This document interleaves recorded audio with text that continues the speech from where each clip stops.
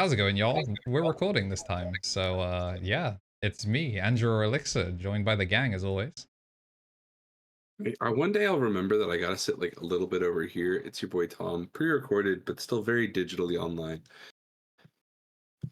And me, Mr. Tricks on the Stick. Woo! Yeah, Pulling everybody out for these, baby.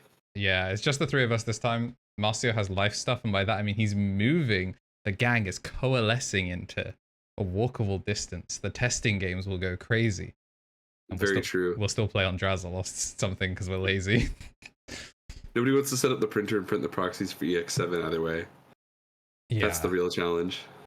Why do all this testing when we know that Patamon as well as Numemon as well as both Ukomons are getting shot into the sun? Listen, I want to live in that timeline, but I have begun to.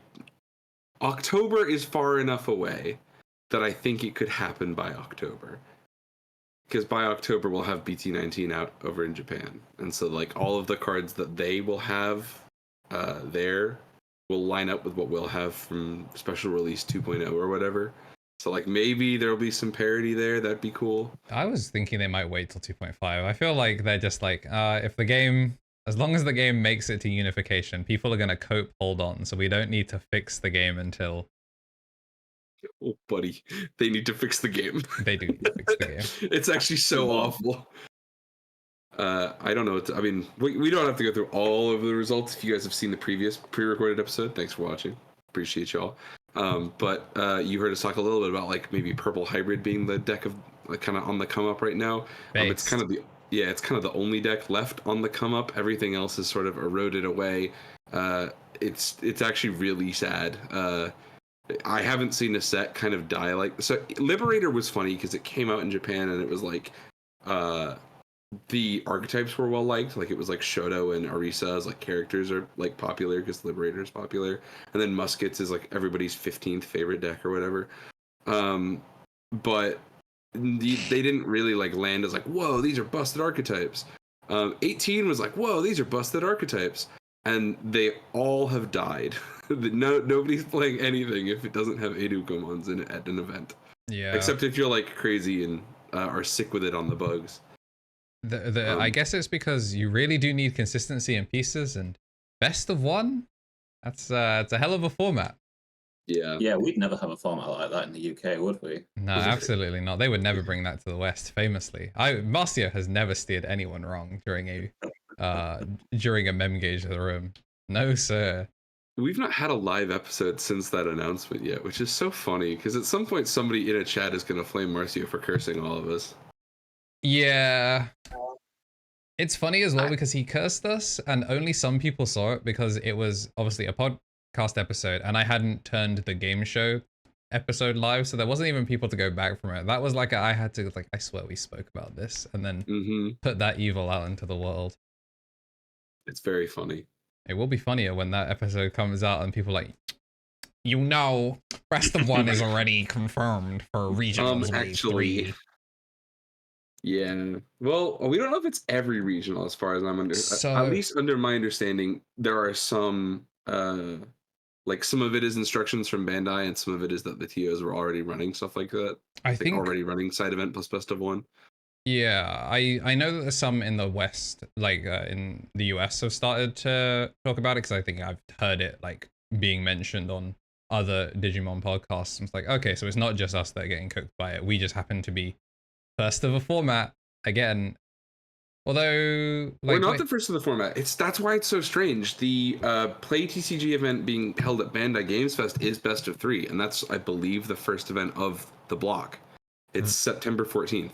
Right. Do you think it's because it's a convention? They're just like, okay, people are here. They're gonna spend a lot of money. They can have best of 3, but everywhere else is like, no, you need to catch up. I wish I had read all of them ahead of time. This is where me just having a calendar isn't a sufficient amount of prior research. But like, I will say specifically, like with regards to stuff like, there's tiers in regionals in the US, right? Like the Gen Con regionals are huge. So like. They ran best of 1 last summer because things got screwy. I don't expect them to exclusively be best of 3s at large scale events. But I do expect it to be because it's Bandai's thing that they're like, yeah, we have time for everything all in one day. If you're playing in multiple events at the Play TCG Bandai Card Game Fest in Dallas, please let us know. I would love to see what your registration looks like. Because as far as I'm aware, like 25 USD to get in, and it's like doors are at like 7 a.m.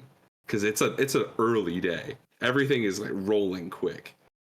So we'll have to see. Be very strange. It's also it's up to ST17 because unlike the regular traditional cutoff stuff, which I think is really funny, because it comes out the day after at a Bandai event, at a Bandai like sanctioned run convention, basically it looks like they're just gonna have starter deck 17 and 18 just like around, so they will be legal the day after they're on stores, which is super kind of cool. I've never seen it done that way before. I'm into it. But yeah, card legality is 17 EX6 ST17. So very funny. Wait, so EX6 ST17, not even EX7 ST17. I guess so, yeah. Because the product like polls are going to be different, right? Like you'd have to get like Liberator versus the starter decks is an entirely different question. Yeah, I was gonna say because I couldn't remember if they came out at the same time as EX7 or if they were early, but I guess they're early. Yeah, very funny. Or I guess it's reasonable to assume that someone could build a deck core and then just buy 2 starter decks from a Bandai vendor that's not going to mysteriously run out and scalp them, versus buy product and really hope that you hit the SRs you need for your deck.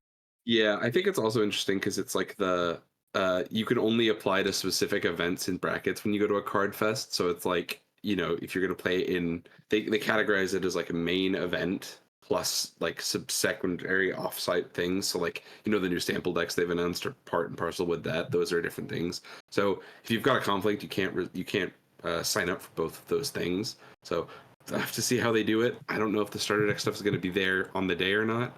Be very interesting.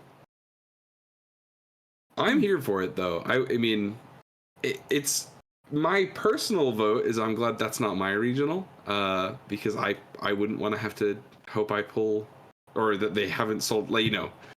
I would imagine that they because like, I mean, what, tickets are already, admission stuff is a wait list. I'd imagine that they've got at least like 2 per person, or like a hard limit on like 2 per person. Yeah, that would make sense. But yeah, you'd see. It's also funny because obviously it's in person, but it's also like one of the cheaper ones too. So we'd have to see. I've not seen a US regional for 25 in a while. So touch wood. But yeah, that's the regionals experience with Digimon. I can't wait for the like, one of the things I think I've had a lot of conversations with people about like what unification is going to mean for the card game. And one of the things I feel like a lot of people are apprehensive about when it comes to Digimon is that like its competitive like environment is kind of whack. Like if you tell somebody like, oh yeah, I've got an event this weekend, it's not an Evo Cup, it's not an Ultimate Cup, it's a regional, and it's like all of those 3 things are things that would take 6 hours on a Saturday over Discord. There are aspects of the like series of qualifying feed-in events in the Eastern format that I think make a lot of sense. And I'm wondering maybe down the line if we ever see stuff like that, because like the qualifiers for the Grand Asia Open all took place back in June. We're all on the Grand Asia Open events now. Kuala Lumpur, as of time of recording, is going to be this weekend. So there's just a ton of stuff where it's like, maybe we could just make this a little bit smoother for everybody involved. But hey, one day. That being said, we're not going to talk about regionals that haven't happened yet all day. In the last event we didn't get to cover, or on the last podcast we didn't get to cover the previous event, which was the PPG event from Saturday, July 14th. Yeah, we did get to talk about it, but the deck lists weren't out. But thankfully, we were sent them nearly, I think it was the day after.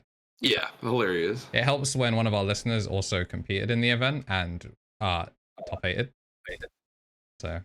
So every single one of these links is a Digimon card .dev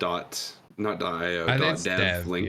Yeah. So we won't have the names on the image. So we want to remind people, unlike on Card Out where you get like the credits of the artist or the author or whatever on there, they'll just come up as blank. So the lists are for each of these players. We might just go through them real briefly in case we've talked about a couple of these archetypes till the cows come home.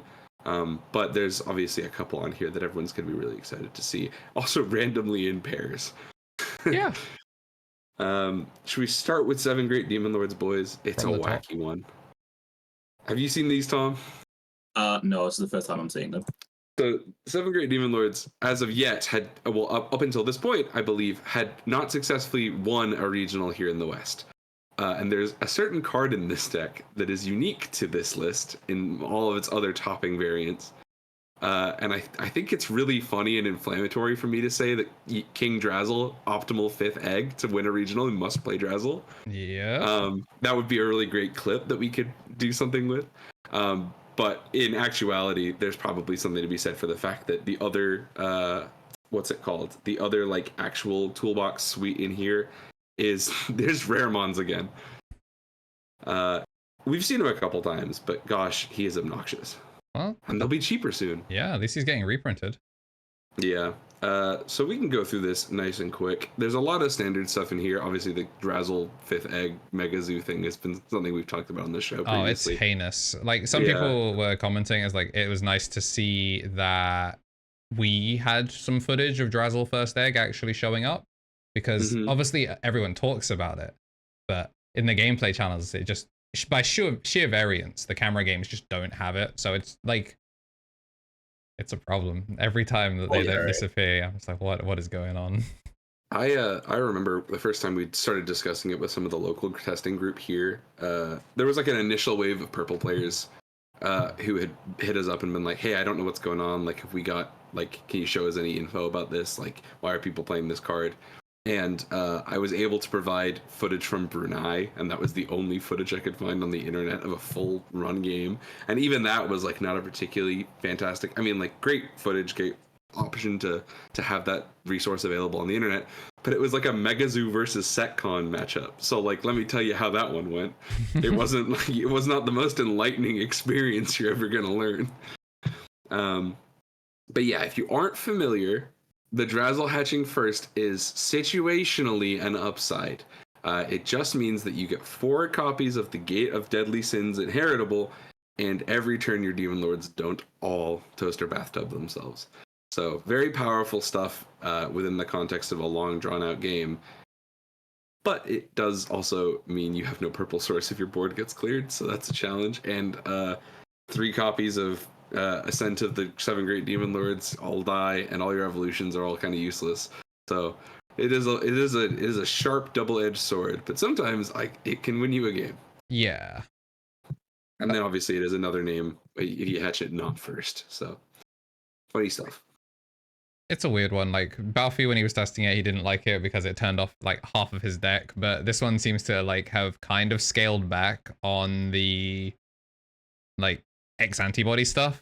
Like a lot of like 7 Demon Lords players are on X antibody stuff, but I guess he just wants consistency of like, oh, if I play the game normally, cool. If I get to cheat, cool. I still get to play most of my deck.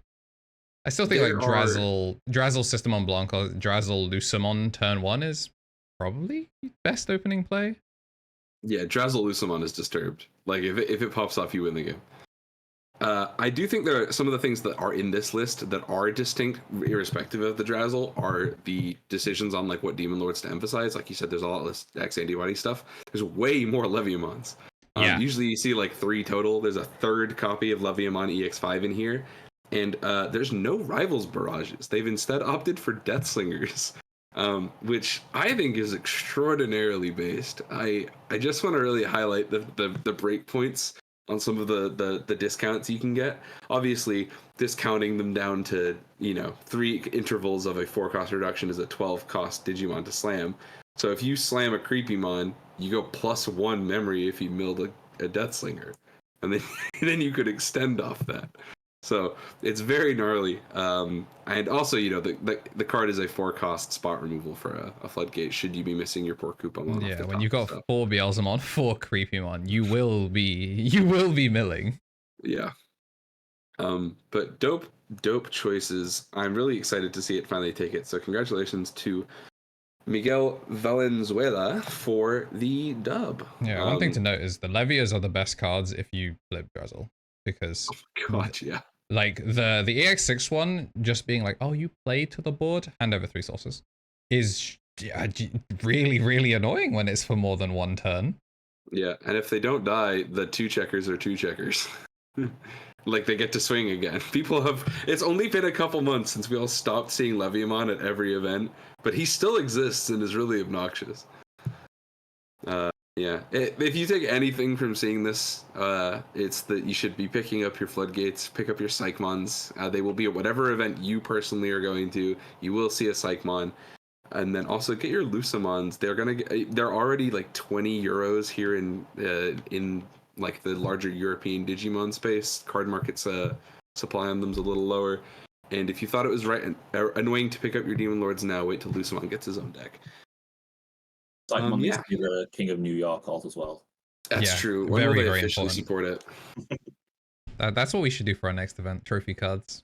Trophy cards, but they're like your shitpost ones? Yeah. I'm into that. We've got a interesting... Let me try and pull up the full list. Where do we want to go? I would love to talk Numemon. I know we've talked about it forever, and everyone already knows what some of the cards do. But this is a sort of different shell for Numemon than what I'd seen in a little while. Wow, how innovative. 8 Ukomons? How did they figure that one out? I hear what you're saying. But this is I would say like a grindier Ukomon or Nume Uko list than some of the other ones I've seen. Obviously, when we talk about this, we're not like... anyone who does the show or sees these in the comments, you'll hear us talk about like, oh, what makes this deck different? I'm like, oh, well, it's typically a matter of 2 cards and an archetype is established and kind of nailed shut as Ukomon. It's 48 cards. Yeah, exactly. So when you see the changes, you go, oh, it's an interesting decision somebody has to opt into. This one, I would say, is a bit of a departure from the BT16 sort of pickup, like Huang Zero, play the purple mat, like there was an established tier 0 Numemon like deck that was popping up. It won a lot of stuff. And this one distinctly different from that in that it returns to Satsuki and it picks up Digimon Emperors of its own, plus a Death Exmon. We haven't seen a ton of Death X in Numemon again in a little while, but I think there's something to be said for it in this format because there are enough matchups where you do need to deal with wider boards again. We have talked about Edamon Velk. We don't have to talk about it again. Thank you. They're very powerful. But the one thing in here that is neat is in a format where a lot of the floodgates are built to punish this deck specifically. So this deck plays floodgates to win the mirror, and then other decks play floodgates to hurt this deck, and tangentially Demon Lords. It is neat to see this deck opt back into proto form. It's a card that has somewhat fallen out of popularity in a lot of the topping Nume Uko lists. It's not always necessarily a card you'll see in everything that goes for first or second place. And that's the thing with Numemon at the minute, is it isn't necessarily the first place deck of the format. It's not the thing that you expect to win. To be fair, EX6 still relatively in its young days. I imagine we'll see more consolidation just right up until August 9th, where everything falls apart. Especially when we get new, you're playing for new price support. People want that early stuff, especially if they're wanting to flip, just returning to Old Faithful. We saw it in Asia as well, where it's oh, look at all these new decks. There's a whole bunch of spread, and it's oh, qualifying spots are on the line again, and then suddenly there's 10 Numemon results. It's all right. Mm-hmm.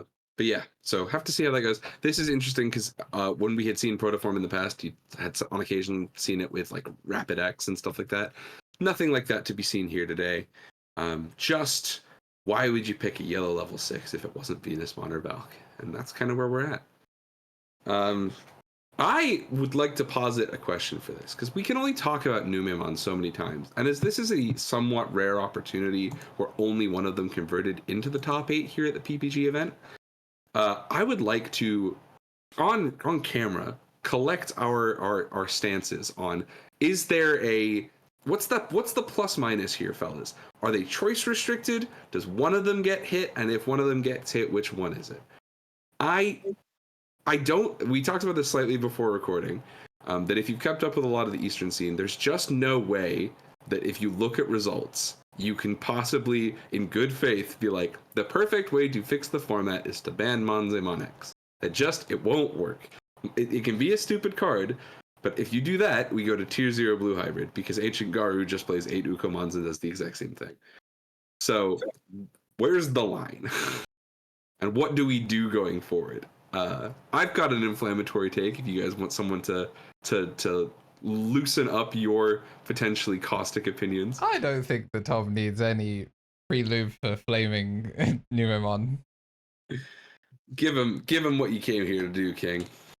It's Ukomon. Ukomon just has to go. That's if you look at Numemon, like take Ukomon out of the equation from the Numemon deck. You look at Numemon just as a core. It's still a very good deck, but the main reason it's so good at the moment is that its breakpoint for all turns is free memory, and part of the game plan for Numemon is how do they get to free memory each turn to then pop off with their main plays. Ukomon just gets them there every time because it's Ukomon Louis just prints 2 memory, so anytime you pass them to 1 or you pass them to 2, they just promote Ukomon and I get to play the game.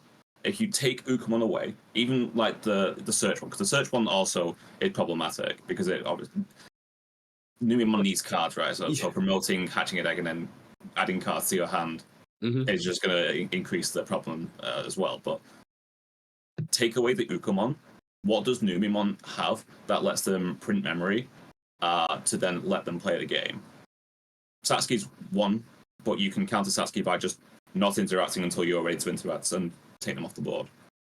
Other than that, they don't have many ways to print memory from nowhere.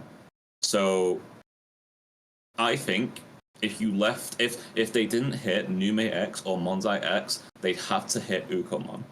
Because there's no way for the deck to be as powerful as it is now without Ukomon facilitating that extra memory game, unconditional extra memory game. Yeah, I mean, fully agree. I think the other thing that's crazy about it is that like there's this notion that in having the Ukomons like contribute so much to that memory gain, like the promo himself there is an important difference in that one of them costs 1. It creates the really toxic first turn going first play where they just choke you to 1 and set up a searcher and pop off.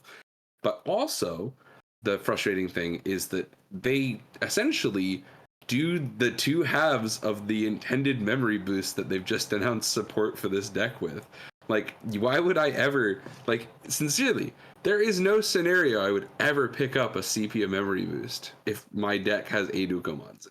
It would be crazy of me to do so, because I would take 5 half memory boosts every time I moved an egg around over choosing to actually spend my memory on it. So that's it, isn't it? Why would you pay 3 to pick up 1 card when you can pay 1 to promote, pick up 1 card, including a tamer if you wanted, and then rehatch, so you now just don't have an off turn. I think the other problem I think is the off turn. Like, the cards themselves are really annoying for, like, obviously memory extension and the search consistency, but if they didn't give you the off turn back, it wouldn't be as frustrating, I think, because like you were saying, it was like, I'm taking like 0.5 of a mem boost, but it's 0.5 of a mem boost with a Mimi for free that has no downside, which I think is like really frustrating, because like, yeah, if you kill the Ukos, they might actually be on Sepia, but the main thing is that you're not going, like, Louis is also a recurrable mem boost, basically. He's a mem boost every single, or like half a mem boost every single time you play your turns. Yeah.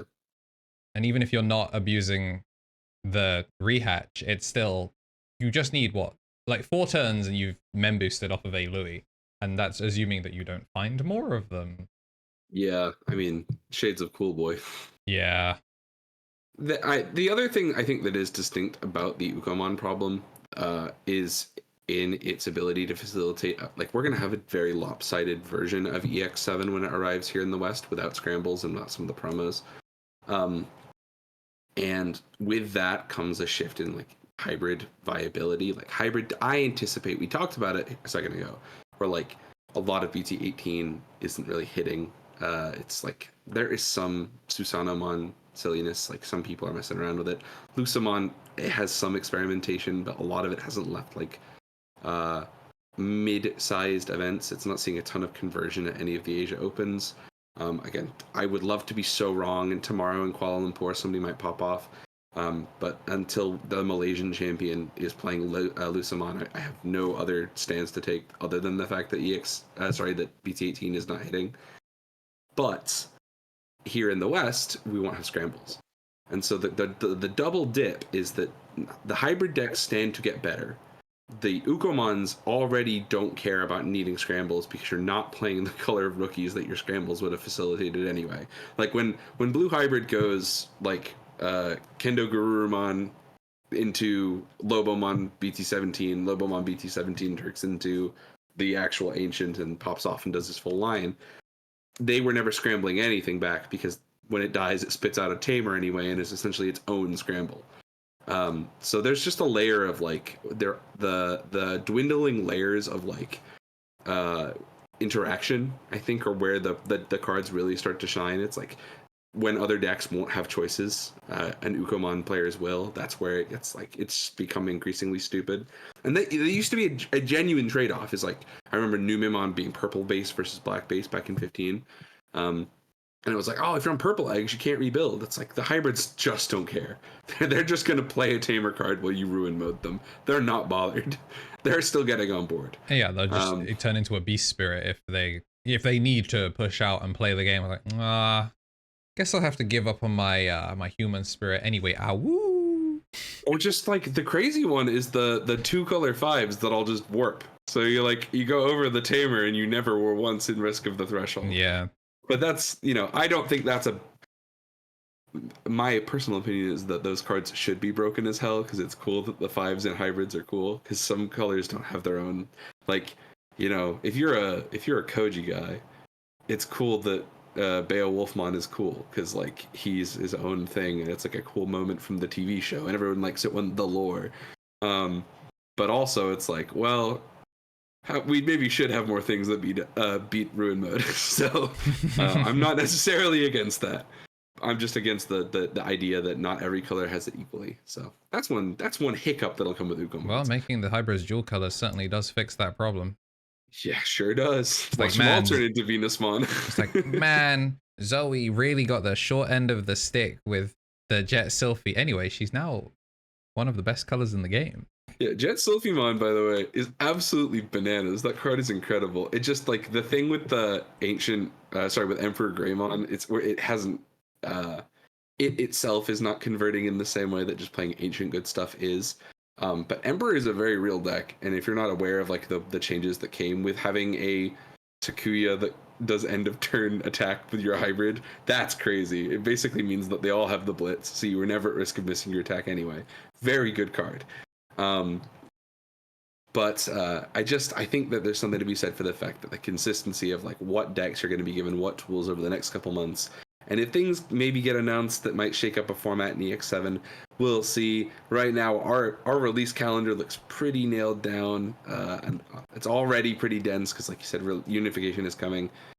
So maybe Daddy Bandai throws a hand down and helps us all out. But in the interim, there will be players who obviously and objectively assess the format, look for the decks that they think they'll give them the best edge, and walk out of there with a serial Omnimon. So congrats to Mark Perry. Don't let any of the haters stop you. Numemon is just another tool in the shed if you need to try and win a regional. And apparently if you have to beat Mirages to do it, I'm kind of here for it. Speaking of, we've got a Mirage list from PPG if you guys want to go through that. Yeah, it was a Swiss top cut, so there's no guarantee that they played each other necessarily to get them, unless you have like their records. No, I don't have all of the records. I just know that it has the just placed one higher and squeaked out a better placement. I do know that it was 6 rounds of Swiss. Yeah, that is how I understood it as well, and then only one undefeated at the end. So very fun. I noticed the deck primer says pre-Hanken, which I think might have started as a fish player. But I'm not gonna worry about that too much at the moment. I've also seen Hanken sneak into some Mirage lists as a one of or two of. Yeah, I mean to squeak more jamming in, right? No. If you miss jamming first, you can put a Biomon under with that sneaky fishy bastard. Yeah, but it also is a free unsuspend. Who cares what you suck up? Good point. Other things of note here is that this is a return to Kumamon. There's a lot of discussion about hybrid picks. It's like, you know, do you pick the 6 KB spirits to get over the ruin mode? Do you pick Lanamon to pick up your 3s? And there were an occasional handful of players who were like, I like Kumamon because I love trashing armor stuff. So I'm kind of here for the idea that this player found a niche where Kumamon was the most important. One matchup I have been told it does make a difference in is Kumamon to strip Lusamon out from underneath Lusamon Chaos Mode. To prevent him doing his, like, when he would be deleted, float into the 6 and do his cheesy, terrible resource pop-offness. If that is the application case for that here, I would be very interested to see if it came up. Obviously, a Demon Lords player won the whole event. We don't have the matchups. Good into Ragnar, uniquely. Source Strip is one of the things we're not particularly fond of. And the Kuma, if you're talking about high roll, Kuma is the best hybrid to go in Zudo packages because it just makes it that your Zudo can now threaten from 3 cards, basically. Yeah, from 3 cards. Whereas the other ones, you have to work a little bit harder to find it, especially, you know, if you're not on Goma to start a main phase strip 1. Like, Kuma is technically the best Zudo enabler, but yeah, like you said, it's also the weakest outside of specifically enabling Zudo. Yeah, it's funny to me that, you know, we talked about this, if you've not seen the Boko yet, Tom, we talked about it with Terry about how, like, certain old cards have established DP thresholds as important. It was like the BT4 Wargreymon made 6k a real number that you had to care about. The difference between 3,000 and 4,000 DP in in EX6 is an ocean. If your Kumamon can survive getting Edamon and has to swing, it is probably, for all intents and purposes, God's mightiest little soldier. So if your opponent has to risk a not optimal Valk Ace turn, I think there's something to be said for that as well, because that is often how you stop the Mirage push out. Is you go like Edamon on the little Gaomon that sat there, and you go, oh no, I killed it, now I can't attack. Yeah. So it'd be funny to see if that came up. But again, Mirage, man. Like, we all play in Europe, so we all have, like, visceral reactions to some of these cards. I do think as we approach the end of Mirage's stint as the best blue deck, one thing that I don't necessarily, it's not that I don't believe into it. Yeah, it's not that I don't believe into it. I just think what are they going to do, Tom? Are they going to switch to 4 of the one that bounces Tamers? Give me a break. I think it's neat that at the end, where Mirage got hit on a ban list and went from, like, an archetypal OTK deck to a blue good stuff pile with a floodgate, and ended its format run as, like, a top meta contender, potentially discovering that its worst level 5 printed, aside from the Digiburst one, was, like, situationally an incredibly powerful meta tool because it couldn't be redirected. And that's, I think, a sign of cool Digimon archetype space, is when, like, your toolbox randomly has cards that let you do interesting things. I also fear the day that, like, somebody figures out how to put Mach Galgamon in Chaos Dramon, or, like, make the machine unsuspend when cards get moved around. Like, it's, you know, like, we don't want to see it get too crazy, but I think there is something neat to the idea that, like, it went from, like, Zudomon is my best level 5 to, like, actually I am the only deck in the game that has this. So kudos to Mirage. It is really interesting that at the end. Armor changed the non-limited Mat Galgamon ratios, because before you were on the blocker, because like, oh, just get big and then you can stop them from doing, like, crazy stuff. And then it was like, oh, Armor suddenly popped up again. If you swing that Mat Galgamon, it just explodes if they first check Fire Rocket, and you go, oh shoot, I do have to respect that. And then suddenly the middest of mid Mat Galgamon's like, oh, this is your one tool for specifically the armor matchup again. Like, that rogue deck coming back has just like warped this into just being a completely different version. And of course, yeah, we're seeing more Biomons. Goodbye, Betamon. Optimal. They fixed it. It's beautiful. There's a lot of discussion. One thing I do see a lot of is that Mirage never really took off or it took off here in a way that it didn't a lot of the time past its original hit in the East. It really did slither away a little bit in 14 over there. Not to obscurity, it definitely still had conversion, just not in the way that it was, where it was like, oh yeah, this is probably top 2 deck of BT15. They still had, Anubis Apocalypse to play with. It was a different era. And so given all of that, one thing I think of that is interesting is that when we now know LM4 is technically like it, it might just be Shine Greymon getting reprinted. It might be the only thing that we have happen. But it will be a year and a half since we last had Digimon. I don't remember what it's called in English. What's that season called of the show? Save it. What, as in? Yeah, what's the Marcus? No, the Marcus. Oh, that's Data Squad. Data Squad. Oh, I couldn't think. I forgot Digi Squad, but that's definitely not right. Yeah, Savers is his Japanese name, right? That's right. Yeah. It'll have been a year and a half since they had their own dedicated waves, which is fun because that was the same amount of time it went from them to get BT12 from their previous set. So would love to see where it ends up for them in terms of like what does the format look like by the time we next get another Mirage.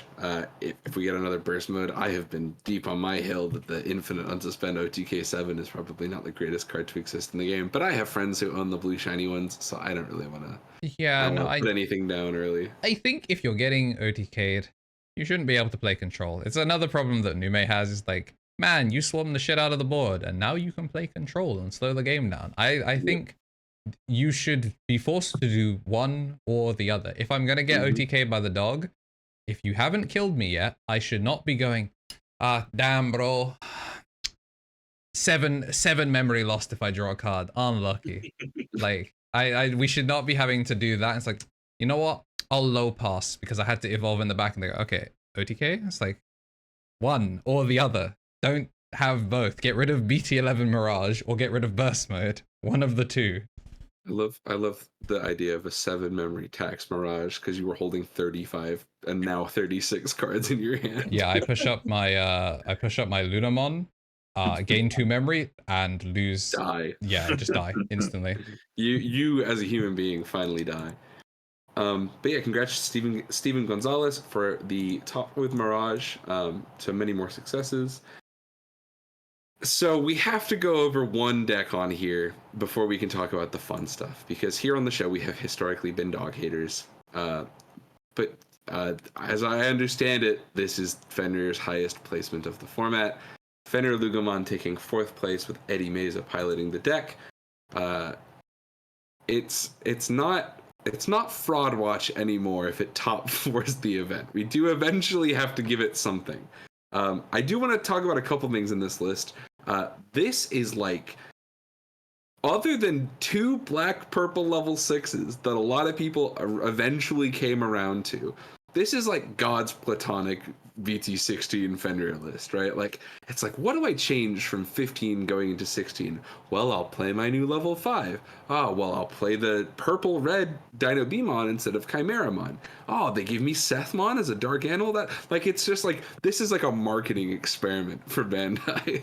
Like, what, do you like our web novel that 8 people read? Here's the deck that goes with it. I just realized Sethmon only evolves over purple. It's got like the old style armor philosophy randomly, instead of being dual color. That is so strange. Trying to shove it in birds, it doesn't work.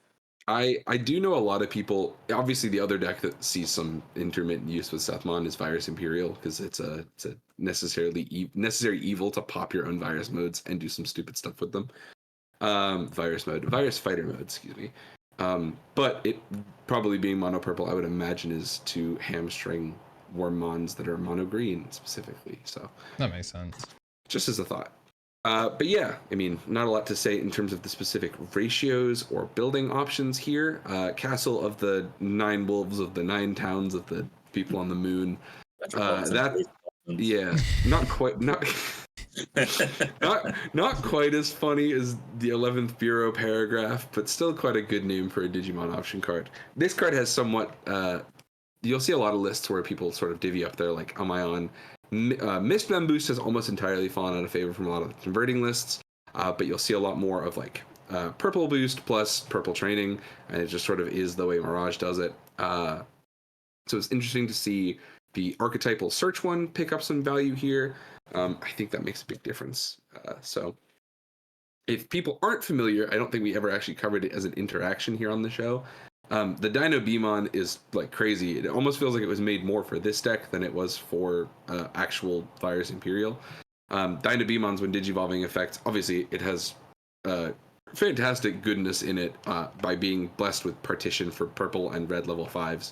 So the colors you DNA with, just like you did with all of the other, you guys have read BT16's SRs, you know what they do, but this is the last one.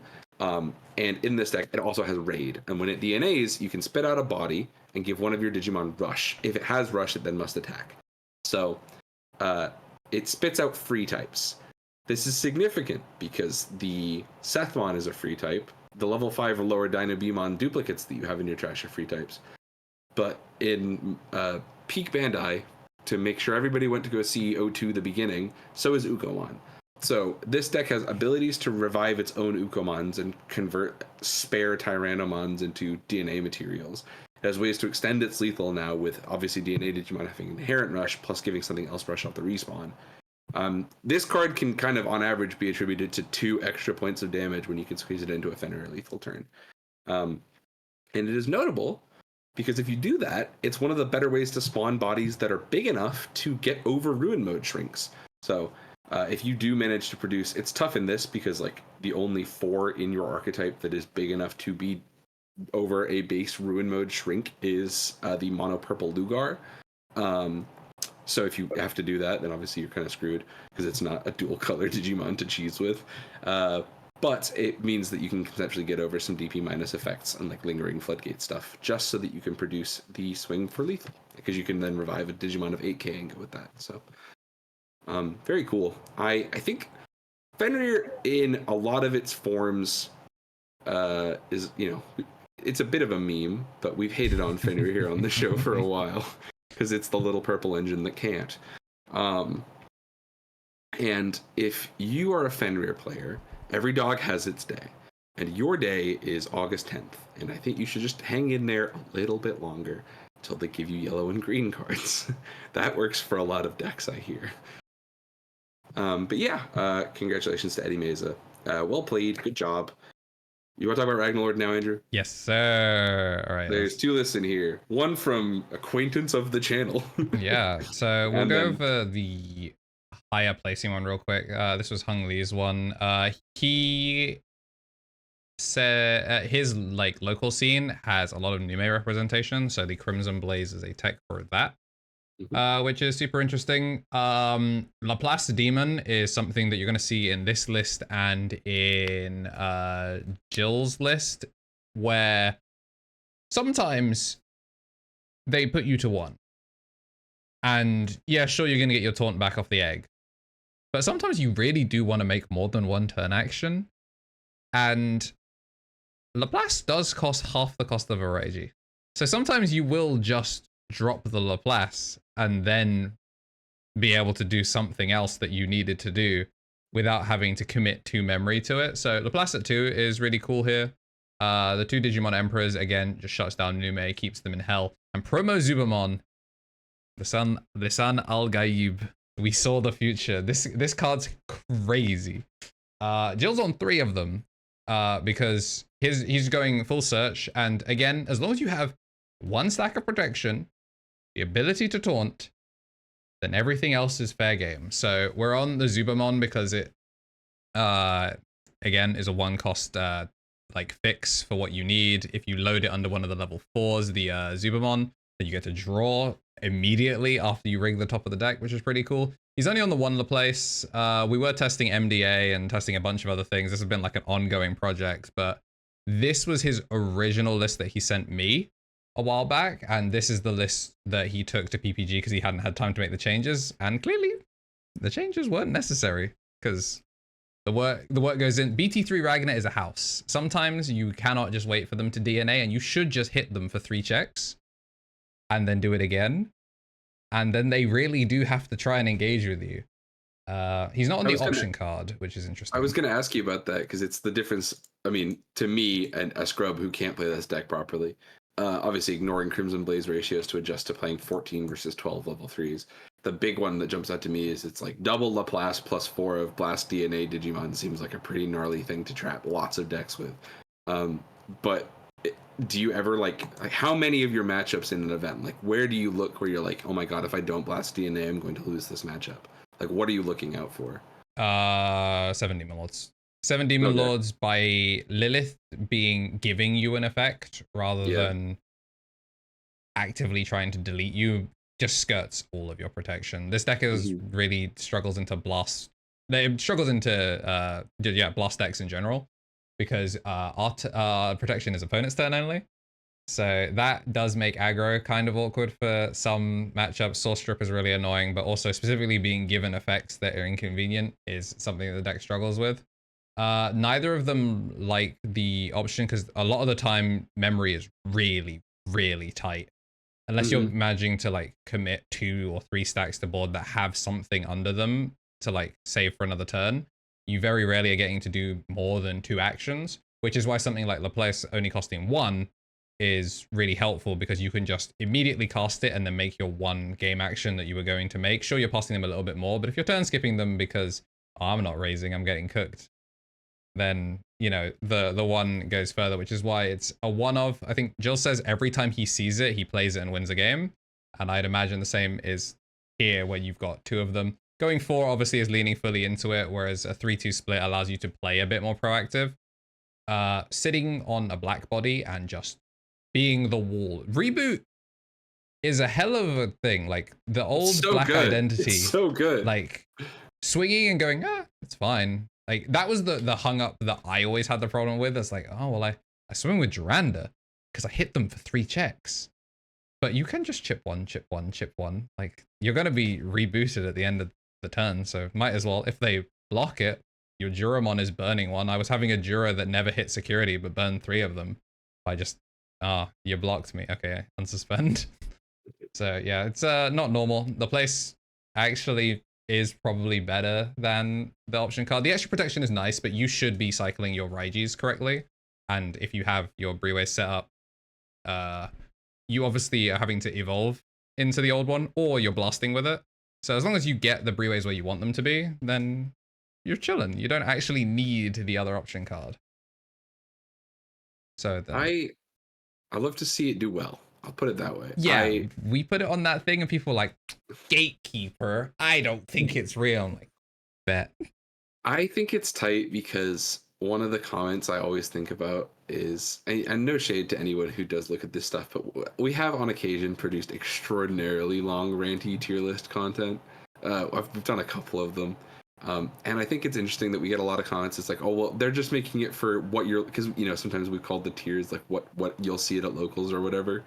It's like, no, this is not just a tier list for could your deck win a locals at our locals, because that's a player problem, not a deck problem. The question is more, does the deck have what it takes, like card design wise? And it's like, we're looking at a huge pool. So for people to be like, oh, they're just saying Ragna gatekeeps locals, it's like, no.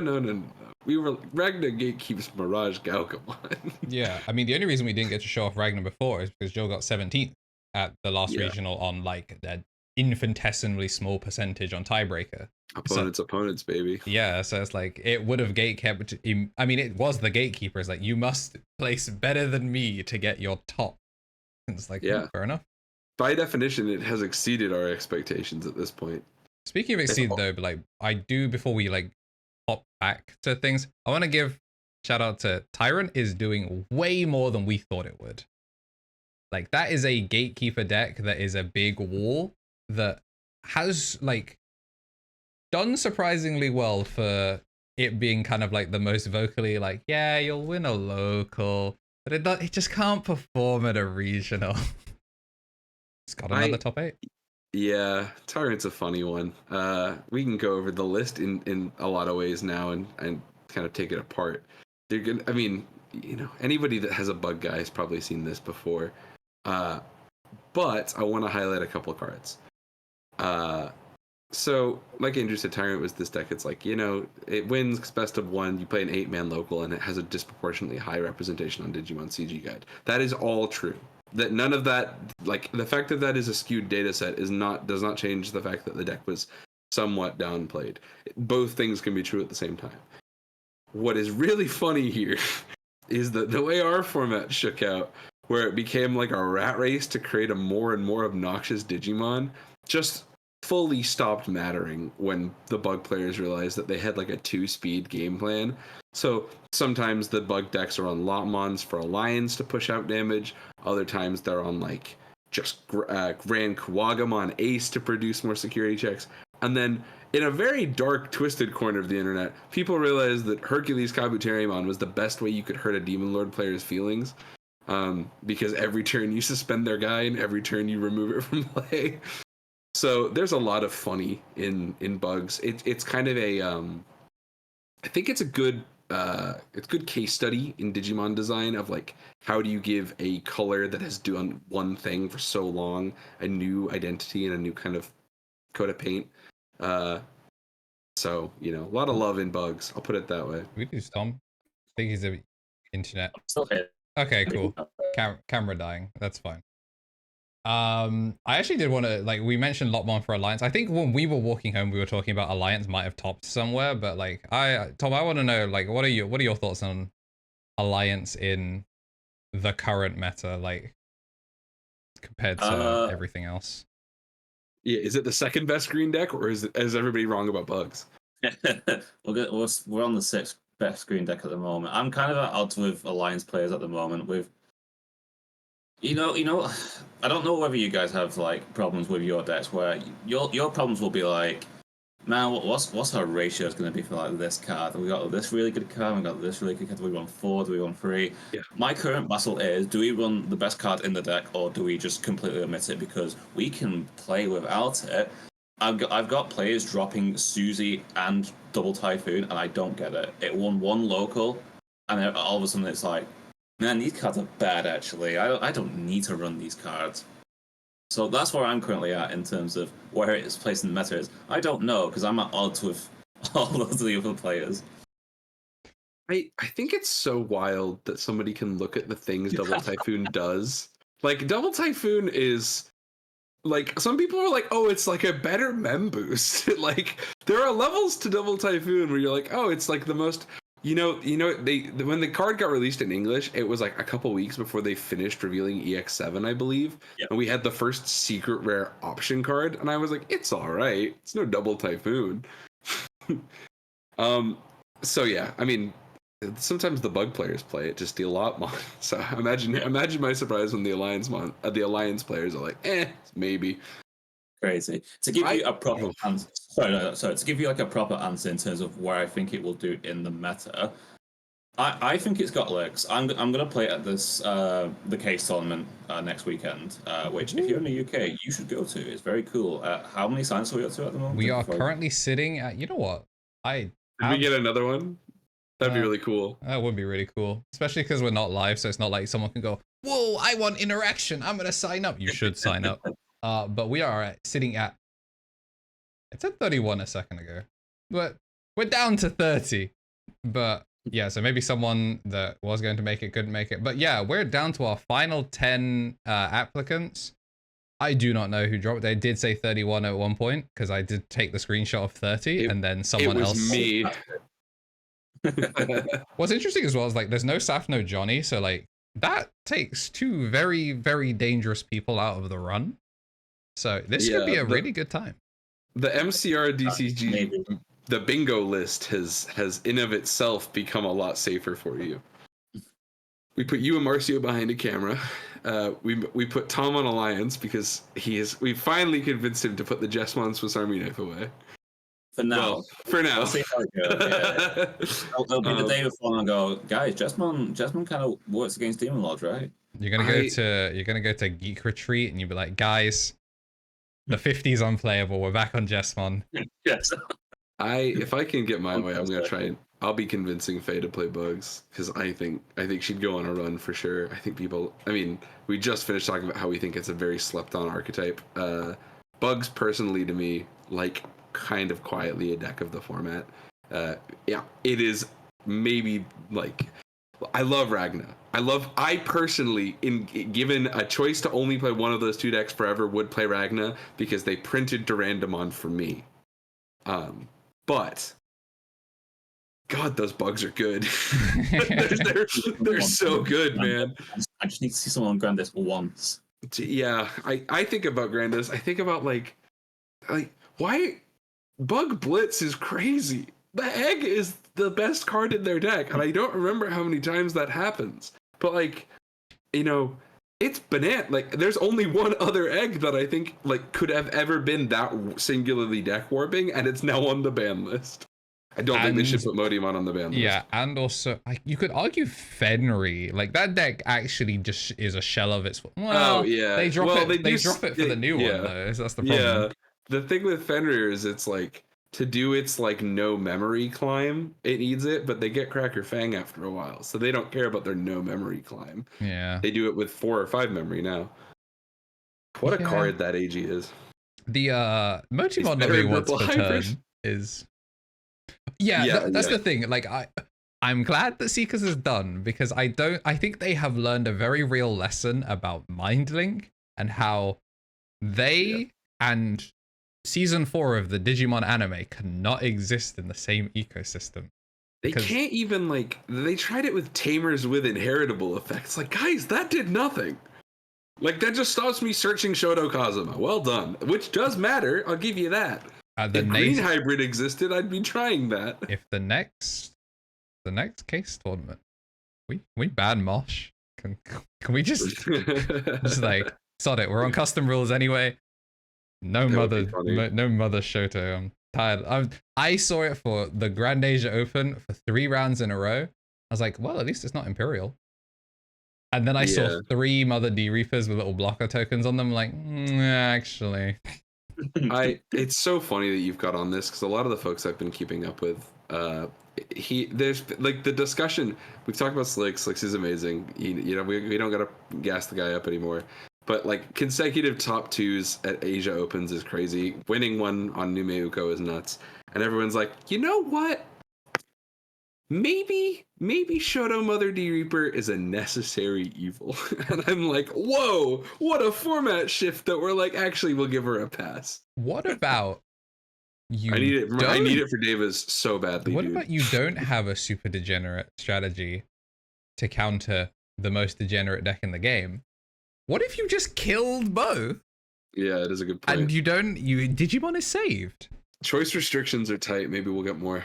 Yeah. That'll be a fun one. We could do more choice pair Bokos. That'd be a neat idea. Yeah, I think that, like, there's going to be a whole, like, how do we fix the Digimon card game? And it's just going to be very good takes that you should pay for. In fact, I mean, as much as I meme about it, champions are kicking the shit out of every other tier. There are so many of you guys now that we will be doing Boko every week, because, oh boy, we do not have a vault of those anymore. We gotta feed a family with this one. Yeah, so let me know what you want to see in Boko. We may never get around to it if we actually have good ideas, but you best believe when we're on best orange tamer of all time, know that the content well has run dry and we are figuring something out.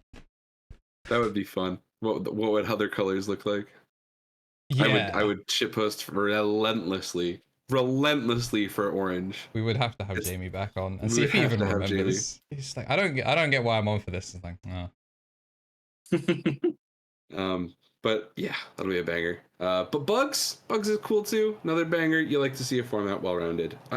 Again, irrespective of anyone's opinions on some of the format of Digimon that we're playing right now, can you guys look at how much better top 8s look in EX6 than they did back in BT15? It's night and day. It's crazy. Like, there have been 8 Ukomon in top 8. I get it. Like, I've seen it once or twice. But there are 2 Ragna Lords, an Imperial, a Fenrir, and 1 Great 7 Great Demon Lords on Yggdrasil. Like, we're in like Copium La La Land, and it's converting. It's dope. The card game is sick this year. Yeah, EX6. I keep saying, like, I'm not sure if EX6 I'm liking more because it was BT16 part 2, so it's not completely invalidated the stuff that was good in BT16. Or that I got my pet deck in one set, and I have not had to pay for any of this deck. This was one of those, like, I've been cashing in good karma. This was like, Andrew, we've pulled a full Ragnar Court. Do you need this garbage? I'm like, yes, please. You opened the alt. I opened cool. one alt. The other two just materialized in my deck. They do look so cool. I'm chasing those SPs, but yeah, it's just like I got that, but I think it is just that getting to play at the start of the format is so good for the health of the game. Yeah, UK Digimon specifically benefits from that. Yeah, we've had our delays. Like not getting to play shoutouts to us and Italy, baby. I see you guys. I know you. I notice you up every now and then. You're in the Twitter replies. It does suck for you too. I hear you. Yeah, it's us and then LATAM. I'm just going through like just the grinder. One day, you know who else we could get on the podcast? Is that one reply guy underneath the official account? He's like, change the LATAM distributor, please. He's under every tweet. I have never seen someone so dedicated to trying to get something done. Even Asmodee doesn't have haters like that. Yet. No, I don't know. LATAM has the craziest deck builders, and they have the best shooters. We do have Usman. When that Asmodee diss track drops, then Asmodee will have a hater that is of comparison. So real. Very hype. Shall we go over Imperial Dramon, fellas, to round out the top 8 from last Sunday? We can do. This one's a Google Drive image. There's no way to get around the bush here. Oh yeah. So we'll have to work this one out. I would describe this one if you are, we've talked about Imperial literally having won a regional the other week, so we're not going to spend a million years talking about what makes the Imperial lists unique and quirky. I do think it's super funny because there are a couple cards in here that we haven't seen a ton of that I want to make a point of reiterating their value here again, which is that there have on occasion been Togemogumons that pop up in Imperial because they go over the Wormmons and they punish Magnamon. It's a big deal. That Sunspot is Lydramon BT8. Right. Yeah, it's a Vmon heavy list. Yeah, so one of the things that comes with having the Lydramon is that for 2 you can go over the Vmon into either color, and then it turns the option card on by having dual color blue-green and lets you spit out either the X-Vmon or the Stingmon for whichever color you're missing. So in lists where you've seen the option card again, which is called, I don't remember. You'd think I was a better fan of the family. Insect Fusion. It's such a cool idea, and I never remember. When the fusion option card comes in with the Lydramon, it's actually pretty sweet. So kudos to that adaptation. It's something we've seen a little bit more of. There are some shades of our good friend Shinny carries his hand nefariously seeking to input itself here. There are Hammer Sparks, there are HPDs, and there's a ST9 Dragon mode. So if you've seen Memprinter stuff before, you'll see it again. But when Imperial is that guy, and be afraid of who you bully in the gym in high school, because as an adult it'll bot deck your entire discard pile, and we're only 3 weeks away now, gentlemen. Every day you're not running, Paladin Mode Ace gets closer. But yeah, kudos to the PPG regional top 8. Well done. Thank you to PPG for making your stuff available on your own website and making it nice and easy to follow. Yeah, we'll be checking here more regularly and adding it to my little database tool. So speaking of database tools, China got this really cool one that we're not sure if it's official or if it's so sick. If everybody used Limitless, we'd have something like this, but it's cool. Have you got a link, or do you want me to put mine up? You got it. Let me get that. This just came to mind because you said the word database and the neurons just started firing. Have you seen this, Tom? It's so cool. I have seen. Has it been like Twitter? Yeah, it blew up because my gosh, it's everyone asking, "Wow, how did they get this? Why don't we have this?" And then the question repeats itself every 3 days. Yeah, the DTCG China account put me onto this before, so I will share this over in just a sec. Let me get the link for you.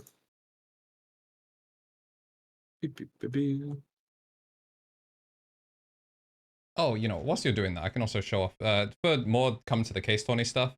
Members, everyone, membership's been growing like crazy. If you are coming to the case tournament and you're a rookie or above, not only will you be getting a discount, but you'll also get season 2 Elixir sleeves. This barcode's out of focus, but just in case. I don't know. they're dark now, so you won't need smoke inners in order to play them without getting deck checked. They also say the channel name on them, which, you know, helpful for people that can't read my hieroglyph of a thing. And then also, if you're coming to the tournament, then you'll be getting Misplay for Game specific sleeves. We've got these now. So every single person that attends, we get them for participation alongside your packs. And I would go run downstairs to go get the mats because they have arrived. But that will they're so cool. They're so cool. If you've got the link, if you've got the link, I'll do it. Let me find. Actually, whilst you're looking for the link, you know, we're 3-shotting it. I will go get the mats. I'm gonna try and find a link to the actual app so we could click through some stuff instead of just showing JPEGs. So Tom, I'll basically give you the rundown so that we can do this before Andrew gets back. But essentially, what it does is it calculates win rate, top conversion rate, and play rate for archetypes. So I've got. Let me pop it here in our pod chat so you and I can look at it before it comes up on the screen and we can have our takes nice and ready. It's a lot of what you'd expect, bearing in mind that China's format is a little bit more like what we're playing right now, as opposed to the BT18 craziness that's going on over there, full of hybrids and Shoto Kazuma, Mother D Reaper nightmares. Yeah, I just Shoto Kazuma. Look, read the webcomic so that other characters can get cards that are that good too. That's all I'm saying. But this is, again, aggregate from formats up to EXCO4, which is their aggregate set for the Chinese format. So, very cool. The data is submitted up to this app from every 32-man or higher event. So, love that it self-filters like that. That's pretty sweet. But one of the ones I'm trying to find for us is... actually, hang on. Let me be quicker if I just do it this way. I'm surprised if I'm reading this right, how well Rapimon's doing. Best of ones, I believe, would be my supposition anyway. Yeah. The thing Rapidmon gets to do is in a format where your opponent has to like consistently do like they're also not on scrambles, so every rookie you take off clears them off the board, unlike what they're doing over there when JP got the format. This is just a screenshot, Andrew. I'm going to try and get you the actual link to it here. So give me one sec. The long and short of it is still very, very cool. Like it having auto tiering is sick. Yeah, I mean, the thing I'll say while we're talking about data compilation, because it is something that I'm pretty passionate about. I know there's a lot of people that really care about collecting like good aggregate data for the Digimon TCG. Is Limitless TCG. Limitless is an excellent archive for all kinds of different work people do to get DigiGuard. Yeah, let's use DigiGuard as that'll be a good one. Oh wait, no, shouts to Mario. Mario will have good stuff here. So I'll drop, this is Mario's cash tournament for EX6. We'll just drop it here. Oh yeah, this was yesterday, wasn't it? Yes, it was. 15 players popping off, very hype. Big ups Tessero top 3. Very true. The standings and pairings are fun because what you can do with this is you can click on the player, you can see, well, in most cases, you can see what they would have been playing, although I think that might be hidden on Marcio's, and I give you the only bad example. Classic work. This is what people come to the show for. I mean, we can just go through like one of our regionals, right? Yeah, I mean, OBE is the one I always pull up. Boop, boop, boop.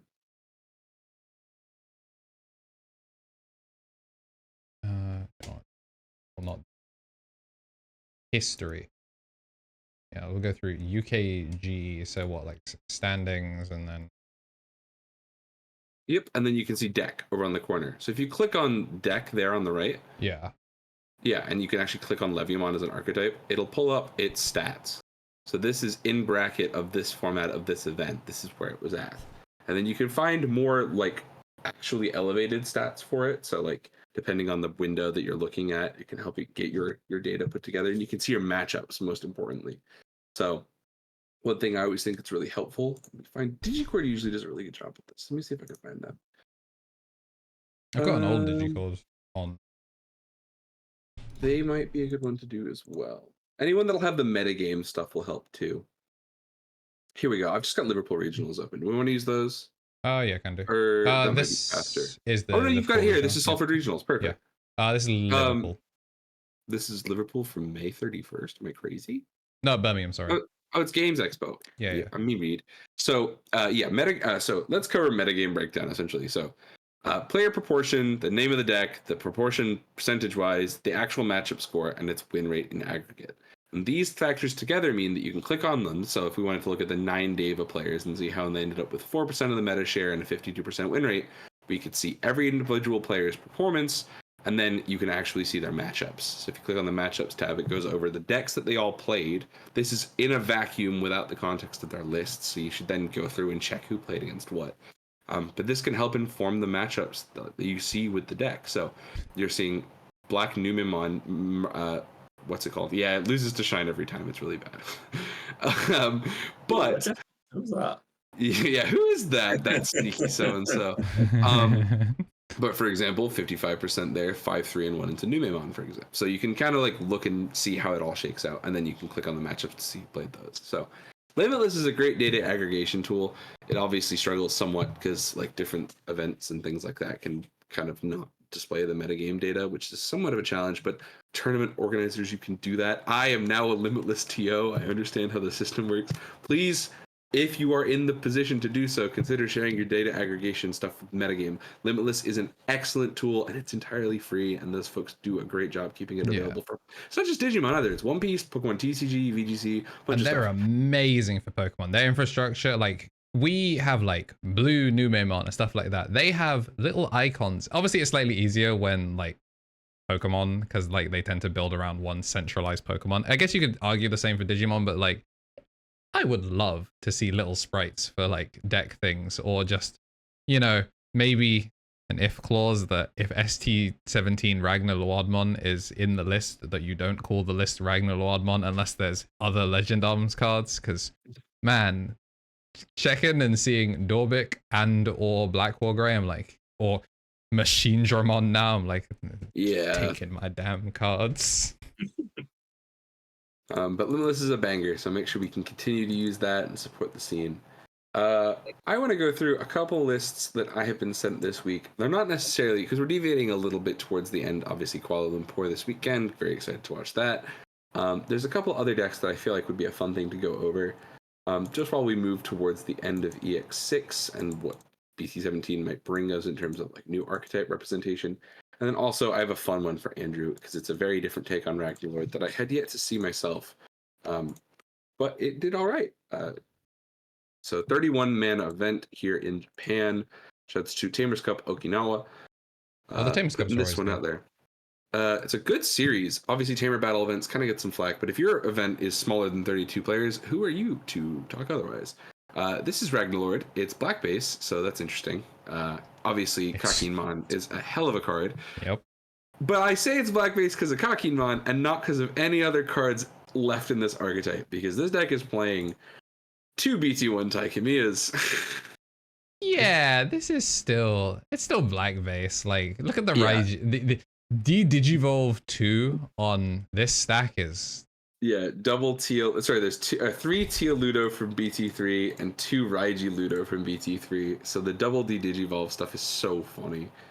So I think it's neat. One of the things you'd seen a little bit less of in Japan is their format was different than ours. We've talked about this before.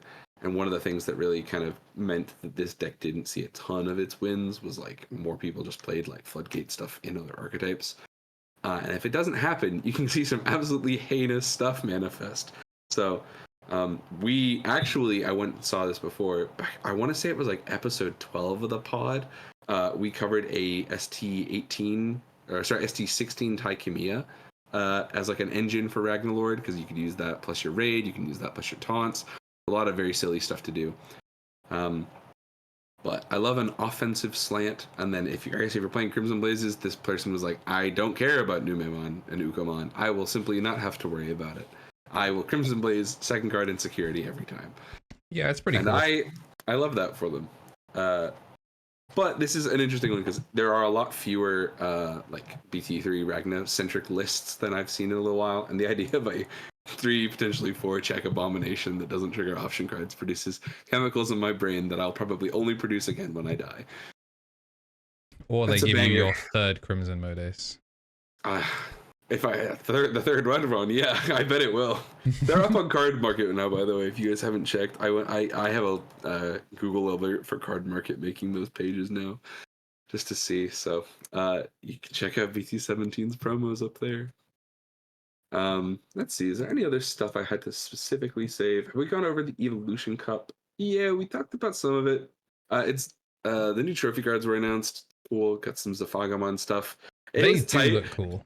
Yeah, it's also hypothetically, I think this is only the second time this has ever happened, where you can get starter deck cards earlier than the street date release of starter decks. Because if you get first place and win Zafagamon from your Evo Cup Championship card, he is an SD18 card available on time. Oh yeah. Yeah, he'll be available from August 9th to September 10th, and then the street date of the event is September 13th. Oh yeah, because I guess also just if you top 4, you don't even have to win the Safaga because he's in the top 4 set as well. Yeah. What if you just imagine you show up, you open your one participant pack, Safaga, I'm out. See ya. Yep. See you guys later. Yeah, very cool. And then it also contains all the other really dope Evo, formerly English exclusive alts plus some other stuff. So, big fan. Or sorry, they weren't English exclusive; they were Chinese exclusive. My bad. Yes. That's why they're coming out in English. Yeah, because we got the Chinese Renamon and Shine in our current Evo Cup. Yep, that's correct. And then the Gamamon and Weregaru X were from an anniversary box. And the Seraphimon and Paildramon were just box toppers from 14 and VT16, I think? VT16 respectively? I genuinely don't remember when the Paildramon came out. I don't remember either. Yeah, pricing's good this year. They've done a really good job of reprints and just making things available. I'm convinced there is actually a Bandai rep that just watched the podcast and like, you're right. I'll tell them reprints do suck. A little birdie has told me that the new... so the page is up. This is not conspiratorial in any way, like I usually get. The page is now up on world.digimoncard.com/events for the October 2024 to February 2025 block of Ultimate Cups.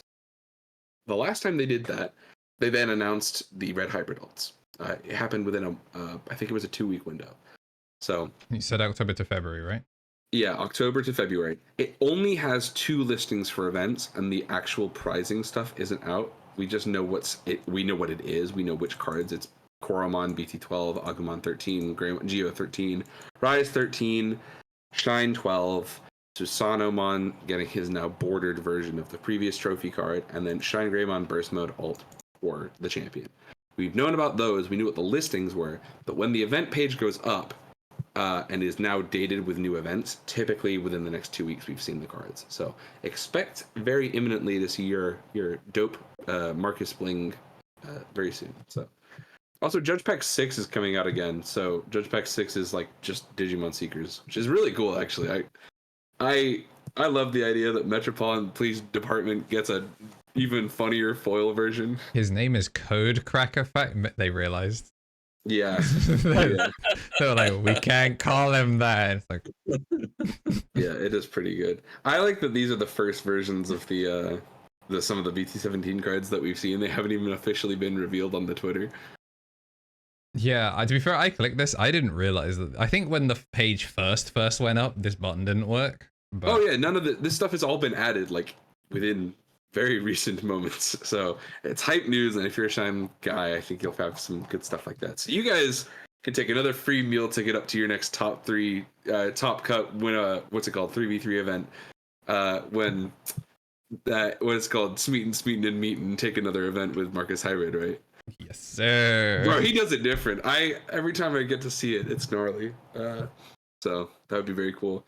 Exciting times for Shine, and then obviously, fellas, I've now got my ticket for regionals. Andrew's got his ticket for regionals. Yep. Tom's thinking about getting his ticket for regionals. But I want to say here. Oh, go ahead. Oh, I was just gonna say, if I can make a Jesmon, it's gonna be Jesmon plus Orisa at this point. Yeah. I understand. If I can crack a list, I'll go. And if no one has, if somebody's watching this and going, "What in the hell is he talking about?" Get on Card App, start reading cards. But yeah, if you are going to be there at the OPE regional on October 12th, you might be seeing some of us there. Marcio is moving, but he also is planning on being in attendance. So if you haven't seen him in a little while, he'll be there too. But if you can't make October, boy, I have great news for you. On July 27th, which is a week from now, you can get your sorry ass down to Manchester, and you can actually show up and play for EX6 prizing. We've got some dope custom mats available. We've got nice dice from Conquest Collectibles. The mats themselves, sorry, I should have said, from a little upstart cool company called Double Tap. You might not have heard of them yet, but you're going to be seeing a lot more. And maybe some surprise other features. So if you're a big fan of EX6 and you want to have some dope bling and play a big event, come on down. It's not best of one. We really, it was a big torpedo to the news. But if you want to play best of 3 Digimon, it's there.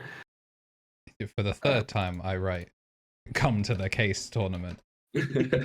But yeah, here's the mats are here. They go stupid, dummy, foolish. If you win this, you know, this could be yours. Like this is crazy.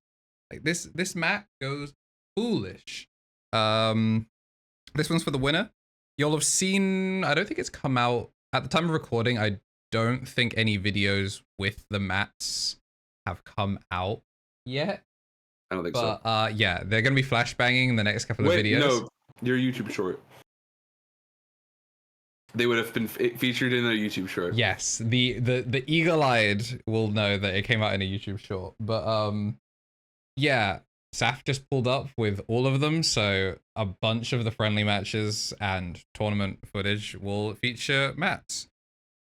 If you come second, our finalist one, Tom's idea to put finalist. You know, I didn't actually say that it's done by @Emilini. Marcio's partner pulled this one through for us. Obviously, Ragnar, crazy. All of the I can't get over Ragnar Lordmon's knees. That isn't Emily's choice to give him those. That's just what he looks like. Yeah. Why Kenji Watanabe? What were you thinking? He has traffic cones on his knees. Then the finalist one is the 7 Demon Lords, roughly to scale. So like you've got Belpamon's face, like just sneaking through, only Leviamon's eye, and then the rest of the gang are there, done by @Vic Luftic. Thanks to her for getting that one done. And then my wife, the top 4 one. So if you know someone that is spending too much money on Mastermon cards, and you know, maybe you're short of rent this month, I think you should go gambling and come to the case tournament so you can sell them a top 4 Mastermon inspired mat. Hey buddy, depending on if you ask somebody that's not the Misplay for Game podcast team, most people say spending any money on Mastermon is spending too much money on Mastermon. Yeah, but those people. But it's a gatekeeper. We won't stand to the slander. Yeah, so you should come to the event. Yeah, he will be there. We decided to be gracious and make the Mastermon one top 4. So we figure it's the one that is in the mostest demand. I think the Double Tap are going to be selling some mats, not these designs, but some other designs at the event as well. So if you want a cloth mat, if it wasn't obvious over camera that these are 2-sided cloth mats and therefore amazing, yeah, you can get some cloth mats there. There'll be some designs. Again, they've been designed by local artists as well. Jade jump scared the group chat by having 2 pieces ready in 4 hours. Yeah, support your local. Normal. But yeah, those will be there. I don't think Jamie's vending. I don't think he has enough stock, but Conquest Collectibles will be part of the prize thing. I don't have any things to hand, but yeah, it's gonna be fun. Like getting to play best of 3 offline Digimon in a fun setting, hopefully. I'm sure some people will be bringing some real try-hard decks because they want 4 boxes of EX6, but I think it's cool when you have a mat that you can take home and go, yeah, I won something. I did a thing.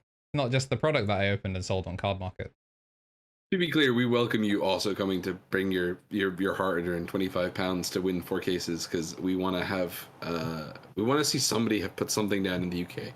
This is about grassroots Digimon, and if Bandai won't do it, God help us, we will. Yeah, Digicord's been great for like online ones. They've opened it up a little bit to Europe as well. Very, very cool. But this is like some proper serious competition. Not even like 3s and teams is sick. I love Griffin's Gaming's events. Always like to go to them, but sometimes some one-on-one stuff. Maybe we'll do 3-on-3 eventually as well. But like one-on-one case tournament, really cool. Extra stuff that isn't just get Digimon cards, so you have actual takeaways. We think is really cool, and we hope people show up. I had been asked about that if the event was a 3v3, because it's like somebody had said like, is it like a bounty on you? Speaking to me, it was like, was it a bounty on myself, Andrew, and Marcio as a team? Like if you beat the three of us, you get something. I was like, no, but that's really funny. That is something we should consider. There was going to be a bounty on Marcio, but unfortunately the date matches MegaCon or something, so he's cosplaying at an event, which means him and Emily aren't there until Top Cut. So Marcio will be making an appearance, he'll just be late in true Marcio fashion.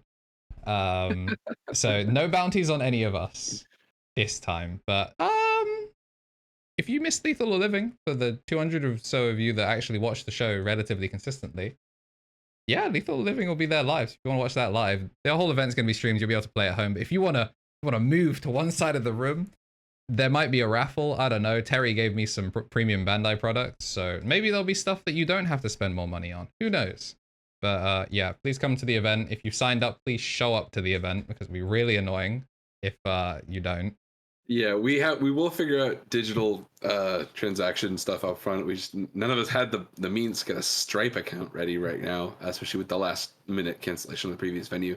But yeah, the venue itself is really exciting. So even if you just want to come and say hello to Manchester for the weekend, and you've just now found out about MegaCon the day after, you can go check out like your favorite Kamen Rider cosplayers on Sunday and make a weekend out of it. Yeah, we think it would be cool. We've got people from Ireland coming, so people are making the trek, and we hope to next time give people even more notice, so our friends from the show, like Henny, can show up from other countries for an unofficial event.